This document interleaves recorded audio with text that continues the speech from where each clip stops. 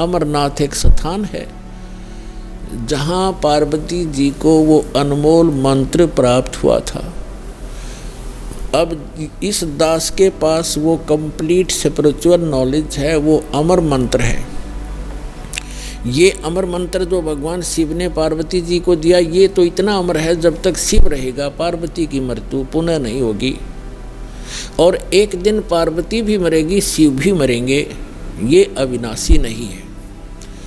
श्री इसका प्रमाण है श्री देवी भागवत 3रा स्कंद सचित्र मोटा टाइप 3रे स्कंद में गीता प्रेस गोरखपुर से प्रकाशित के 123 पृष्ठ पे भगवान विष्णु स्वयं कहते हैं, अपनी माता की स्तुति करते हैं दुर्गा की, तुम शुद्ध स्वरूपा हो,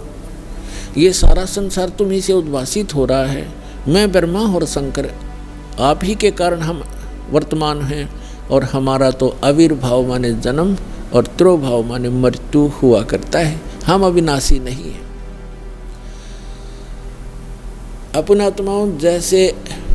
इस दास से मंत्र आप जी को बरवाला के पुराने आश्रम में मिला है, तो उसके लिए वो पुराना आश्रम अमरनाथ है जहाँ वो मंत्र मिला आपको। अब उस बरवाला आश्रम में माथा टेकने तो नहीं, उस मंत्र के जाप करने से आपका मोक्ष होगा।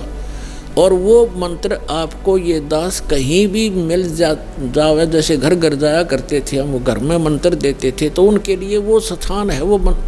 अमरनाथ जहाँ ये मंत्र मिला था। उस उस अमर मंत्र के मिलने वाले स्थान से मोक्ष नहीं, चाहे माथा टेको चाहे ना टेको, उस मंत्र के जाप से मर्यादा में रहते हुए साधना करने से आपका मोक्ष होगा। जैसे पहले हम नगर नगर में जाकर सत्संग करने लगे थे और वहाँ टेंट लगाया करते थे, भट्ठी बनाया करते थे मिट्टी ग्राउंड में, ईंटों की मट्टी भट्ठी बनाकर हलवा खीर बनाते थे, और सत्संग करके हम अगले स्थान दूसरे शहर में चले जाते थे।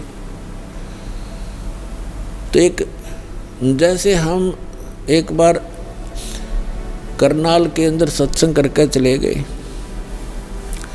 हम चले गए हिसार में आ गए, तो जिस भक्तों ने वहाँ नाम लिया था तो उनके लिए वो करनाल का वो मैदान अमरनाथ है। लेकिन अगर कोई उस बाद में कोई व्यक्ति यूँ कहे कि चल आपको वहाँ वो स्थान दिखा कर लाता हूँ जहाँ पर रामपाल महाराज का सत्संग हुआ था, तो वहाँ क्या दिखा कर लाएगा बाद में, जहाँ भट्ठी पड़ी थी ईंटों की यूजलेस, हमने काम सारा कर लिया था, हम आगे चले गए। अब उन भट्टियों को देखने से, जैसे हम वहाँ ये सत्संग जहाँ हो रहा हो और ये दास जहाँ उपलब्ध हो, तो वहाँ भक्त हों, वहाँ पर खीर भी मिलेगी, हलवा भी मिलेगा, और ये अनमोल ज्ञान भी सुनने को प्राप्त होगा।